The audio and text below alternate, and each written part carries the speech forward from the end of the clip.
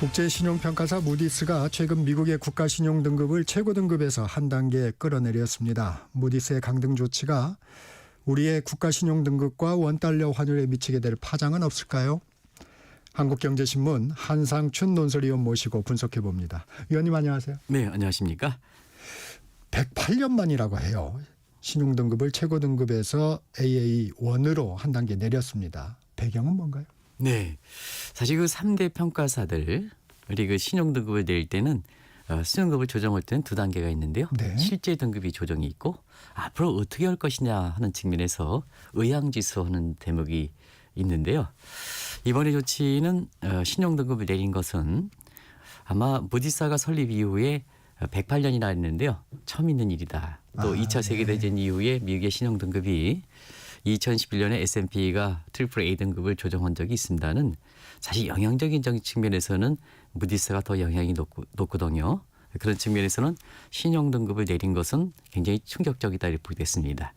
근데 이제 신용등급이 이렇게 조정돼도 불구하고 시장의 영향은 그렇게 지금까지 나타나지 않았어요. 크게 나타나지 않았어요. 왜 그러냐면 지금의 미국의 재정적자라든가 국가침은 위험수이기 때문에 사실 신용등급을 내리지만 개선 노력이 있으면 부정적에서 안정적으로 조정했다는 것은 앞으로 신용등급을 다시 조정할 가능성이 있다. 상향 조정 가능성이 있다 하는 거고요. 그다음에 다시 그 재정적자라든가 국가채무 노력을 개선하지 않으면 국가신용등급을 추가적으로 낼 수 있다 하는 의미를 갖고 있기 때문에 절묘하게 시장에 미치는 측면에서 무디스가 세심한 배려도 이런 대목에서 읽을 수 있다 이렇게 보시면 되겠습니다. 그게 신용등급을 내리면서 부정적을 안정적으로 또 바꾸면서 이게 이제 거기에 의미가 있는 거군요. 네, 그렇습니다. 그래서 이 3대 평가사들은요. 리스크가 이렇게 존재해 있을 때는 그 리스크를 각 고객들한테 미리 이렇게 안내해 가지고 리스크를 관리해라 해서 그 관리에 의해 가지고 수술해서 먹고 사는 기간이거든요.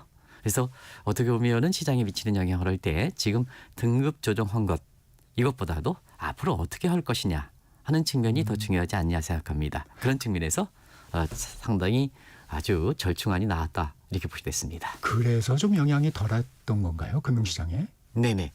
근데 이제 그 이후에 시장에 영향이 이렇게 적은데도 불구하고 무디스가 경고했으면 재정적자라든가 국가 채무에 대해서 트럼프 정부가 좀 노력을 해야 되는데요. 네. 시장의 조치가 이렇게 적게 나오다 보니까 트럼프 감세법을 밀고 나가거든요. 지금도 이제 그 절차를 받고 있습니다는 트럼프의 감세법에 대해서는 트럼프 대통령이 사실은 그 비우티비라는 용어까지 사용해서 이걸 통과시켜야 된다.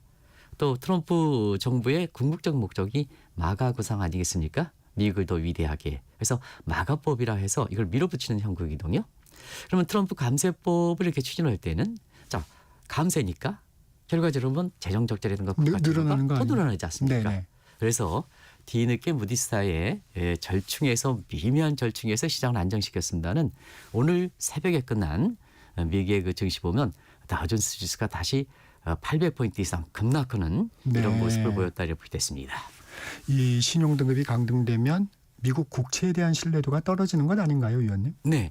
국가신용등급은 별도로 국가등급을 하는 게 아니라 미국의 장기채에 대한 조정이거든요. 그렇기 때문에 사실은 그 미국의 이렇게 그 국채에 대해서 세계에서 가장 안전하다 이렇게 얘기를 합니다는 그렇지 않습니다. 이미 2011년서부터 미국의 신용등급을 떨어뜨렸고 또 피치사가 사실 2023년 2년 전에 조정했고 이번에 가장 영향이 있는 무디스가 조침에 따라서 미국의 국채에는 안전자산이 아니다 이렇게 보겠습니다. 결과적으로 보면 지금 어떠냐 하면 하버드에서 이제 채권을 발행합니다. 이건 이제 사적 채권이 되겠죠. 근데 미국의 그 신용등급이 이렇게 떨어지다 보니까 미국의 국채는 하버드에서 발행하는 채권보다도 신뢰도가 떨어진다. 그러면 청취자분께서 사실은 미국의 그 국채에 대해서 신뢰도가 얼마큼 떨어졌는지 단적으로 그 하나 이렇게 사례로 아실 수 있지 않냐 하는 생각이 듭니다. 근데 신용도가 떨어지면 국채금리가 치솟아야 될 텐데 그렇게 보이지는 않습니다. 어떻습니까? 네. 사실은 하루 이틀 사이에는 그런 적이 됐습니다. 네. 앞서 말씀드린 같이 실제 등급과 전망 부분의 절충 때문에 그렇거든요. 그런데 오늘 같은 경우에는 미국의 신용등급의 그 강등 조치에서 여기에 트럼프가 조세 감면법을 이렇게 추진하다 보니까 오늘 같은 상황이 달랐습니다. 미국의 10년물 국채 금리가 4.4%에서 4.6%대로 돌파했거든요. 그리고 30년물 국채도 지금 마이선이라 하는 5%를 오늘 돌파해서 5.09까지 쳐졌습니다. 그래서 지금서부터 무디스의 영향이 본격적으로 나타나는 게 아니냐 이런 시각도 만만치 않게 제기된다 이렇게 보겠습니다. 그런 측면에서 아마 미국의 국채 관련해서 가장 강력하게 겪어온 것이 2년 전에 JP 모건의 다이먼 회장이 아닌가 생각합니다. 지금 미국의 국채 금리가 오늘 4.6%까지 돌파했습니다는 사실 지금의 미국의 재정 적자라든가 국가 채무의 개선 노력이 없을 때에는 8%까지 간다. 그러면 국채 가격과 국채 금리는 반비례 관계거든요. 네. 그러면 8%까지 간다면 국채 가격은 그만큼 폭락한다는 얘기죠. 네. 그러면 안전자산에 대한 의미가 떨어지는 거 아니겠습니까? 그리고 국가신용등급은 미국의 전체적인 등급이기 때문에 오늘 달러 가치도 많이 떨어졌거든요. 그래서 달러 인덱스가 다시 100m로 떨어져서 장외시장에서 NDF 시장에서 새벽 2시에 끝난 원달러 환율도 오늘 어제 마감에서는 1380원대까지 떨어졌는데요. 오늘 추가적으로 많이 떨어지지 않겠나 이런 시각에서 지금 국가신용등급이 미국의 위상, 미국의 위상 관련해서 미국의 국채의 가격이 떨어지고 달러 가치가 떨어지고 이러면 트럼프가 미국을 다시 위대하게 한다. 이런 마가구상이 실현되겠느냐 하는 측면에서 미국의 현지 내에서도 여기에 대해서 회의적 시각이 많이 올라가고 있다 하는 것을 말씀드리겠습니다.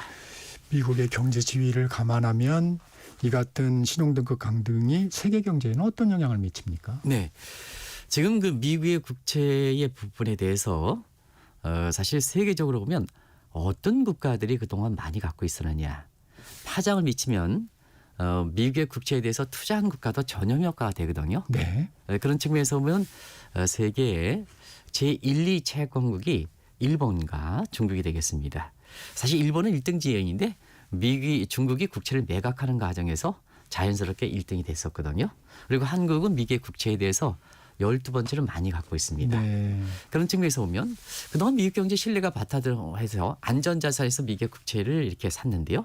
자, 미국이 이제 국채를 갚아야 되는 시점에 국가 신용도가 떨어지고 국채에 대해서 디폴트 우려가 된다면 그 부분에 대해서 열심히 돈 벌어가지고 또 무역 적자라든가 이런 무역 흑자라든가 이런 거에서 돈 벌어가지고 미국의 국채 튼튼 사람들의 이렇게 국가에 전염 효과가 된다는 얘기거든요.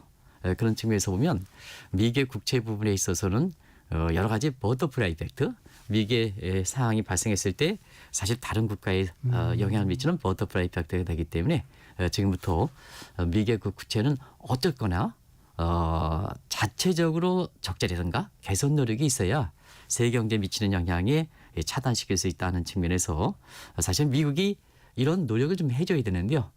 트럼프 정부는 막상 톰프로믹스 마가구상을 하기 위해서는 재정 수입적인 측면에서는 퍼블리적인 측면에서 인기를 얻기 위해서 감세를 추진합니다. 소득세 폐지라든가 법인세도 15%까지 감면하겠다.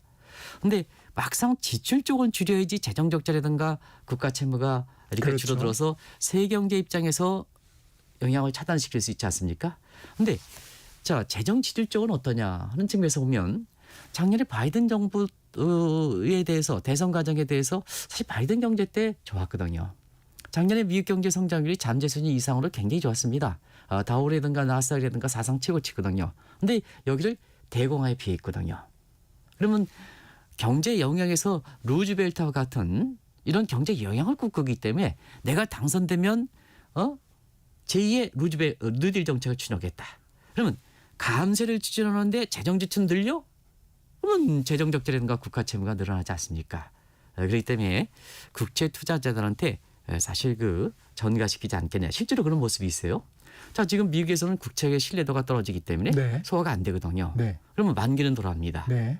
그래서 지금 만기가 돌아오는 물량에 대해서 100년짜리 무이자 국채를 발행해서 일본과 한국과 중국에 떠넘기거든요. 그건 현실화될까요? 그게 이제 사실 이 문제에 대해서 굉장히 여러 가지 얘기가 있습니다. 이 내용의 근간을 보면 지금 트럼프의 이렇게 경쟁치를 이끌어가는 게 크게 세 가지가 있습니다. 대중과 관련돼서는 나바로 패러다임에서 나바로 교수가 해서 대중 강경론, 중국은 적이다. 공산당은 몰아내야 된다. 이런 관점에서 사실 나바로 패러다임이 대중 이렇게 관세 정책이라든가 대중 정책의 근간이 되고 있고요. 근데 나바로는 좀 물러났습니다. 왜냐? 관세 정책이 저렇게 하다간 중국 쪽에 지금 밀리는 분위기지 않습니까? 당신 설정은 잘못돼 있다. 두 번째는 관세 정책과 환율과 관련돼서 미란 보고서가 있거든요. 네. 자, 미란 보고서는 어떠냐? 그동안 자유변동 환율제에서 달러가 너무 강세가 됐다는 얘기입니다. 그러면 미국 입장에서는 제조업이 위축되고 수출이 위축되고 근로자가 쫓겨났다. 어떻게 고칠 것이냐? 달러 약세를 유지해야 된다. 자, 그러면 미국의 제조업 수출 증가하고 근로자들 늘어나지 않느냐? 그러면 미국 경제가 사실 마가 구상을 할 수 있다. 네. 근데 문제는 학계들이 이렇게 보면 저도 그것들 기본적으로 공감합니다. 미국은 달러 약세를 했다고 해서 수출이 늘어나는 구조입니까? 왜 그러냐면 경제 전문용어로 마셜 언어 컨디션 조건이라 하는데요. 미국은 이게 환율에 가격에 민감한 저가 수출품이 아니거든요. 품질과 기술과 디자인권이거든요. 그렇기 때문에 마셜 언어 컨디션 조건을 충족하지 못하고 있습니다. 수출이 달러 약세에서 수출이 증대하지 않습니다. 그런데 한번 보세요. 자, 미국은 무역 적자국입니다. 수출업자가 많습니까? 수입업자가 많습니까? 수입업자가 많은 거죠. 그러면 달러 약세를 이렇게 유도하면 자, 미국의 제조업 비용은 다 증가합니다. 그리고 수입물가 상승에 미국의 국민들은 고통이 심각합니다. 그리고 미국은 사실 독과점 구조거든요. 빅테크라든가.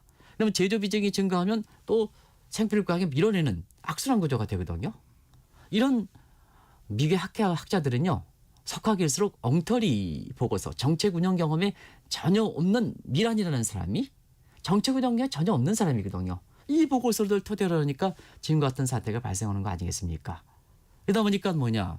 결과적으로 보면 재정 적자라든가 이런 부분에 대해서 정리하지 못하면 자, 한 날에 캐시플로우가 증가해야 국가에서 보면 돈을 벌어야 위상이 증대되는 거 아니겠습니까? 그렇죠. 그거는 가게도 그렇고 뭐고 그런데요. 그래서 서로 엇갈린 이렇게 보고서들이 나오는 과정에서 지금 국제적으로 보면 국채에 대한 신뢰뿐만 아니라 전반적으로 미국 예상이 떨어지는 이런 모습을 보이고 있다고 볼 때 있습니다.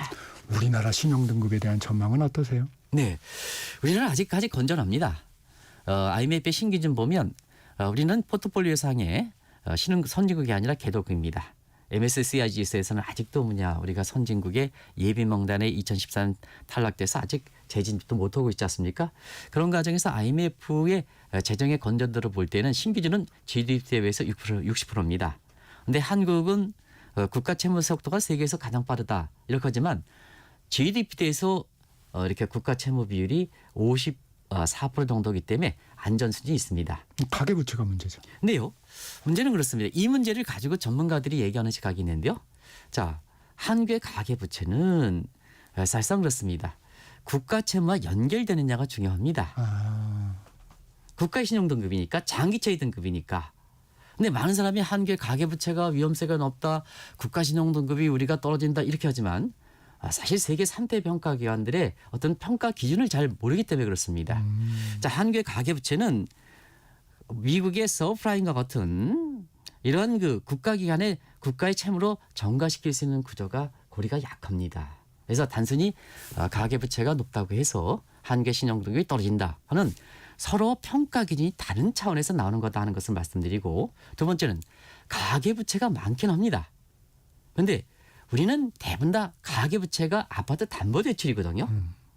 미국은 신용대출이 많습니다. 서브프라임 같은 경우에는. 그래서 아파트 가격이 담보 가격보다 떨어지지 않으면 가계부채가 위험세가 높다 해서 우리의 국가신용등급으로 연결시키는 것은 잘못되어 있다. 많은 전문가들이 그러는데요.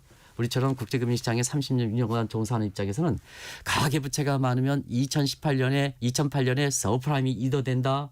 제2의 서브프라임이 된다. 안 됐지 않습니까? 그리고 가계부채가 위험세가 될 때마다 한국의 국가신용등급이 떨어진다. 그건 기준이 다르다. 그리고 가계부채에서 다 부채 탕감해가지고 국가의 채무로 재정적자로 확대될 수는 있습니다. 그런데 이렇게 될 때는 도덕적 해이 문제가 발생하거든요. 차기 정부가 태어납니다는 가계부채가 탕감할 때 전반적으로 국가의 재정사정이 악화될 만큼 탕감하는 것은 금융 시스템 자체에서 자기 책임 원칙에서 무너지기 때문에 이런 조치는 상당히 좀 자제할 필요가 있지 않냐 생각합니다. 짧게만 말씀하시기 힘들겠지만 마지막으로 한 가지만 좀 여쭙겠습니다. 환율이 최근에 많이 하락을 했습니다. 우리 원화 가치가 상승을 한 건데 환율 전망은 좀 어떻습니까? 네, 우리 문제를 보면 환율이 올라가야죠. 우리 경제 미국 거보다 안 좋지 않습니까? 그리고 내수가 침체된 상태에서 사실은 그나마 이 정도 성장은 수출에서 받치고 있는 상황이거든요. 근데 우리 내부적으로는 환율이 올라가야 됩니다. 근데 환율이 떨어지는 것은 미국 측의 문제에서 그렇거든요. 결과적으로 미국이 지금의 문제에서 달러 약세하니까 자 원화 강세 이쪽으로 해서 환율이 떨어지는데요. 결국 한미 협상단이 우리 국익을 지고 우리 경제 성장을 위해서는 이번에 한미 협상단이 사실 환율 문제에 대해서 최소한 원화 절상의 속도는 조정할 필요가 있다. 그래서 항상 미국의 협상에 대해서 빨리 갈 것이냐 늦게 갈 것이냐. 저는 개인적으로 지난번에도 왔습니다는 늦게 가야 된다. 우리 협상도 국익을 증대시키는 거지 미국의 요구를 맞추는 건 아니지 않습니까? 그리고 알겠습니다. 지금 우리 국익 증대에서는 환율 절상의 속도를 조정하는 게 가장 중요하다 하는 것을 말씀드리겠습니다. 여기까지 듣겠습니다. 지금까지 한국경제신문 한상준 논설위원과 말씀 나눴습니다. 고맙습니다. 네, 고맙습니다. 정격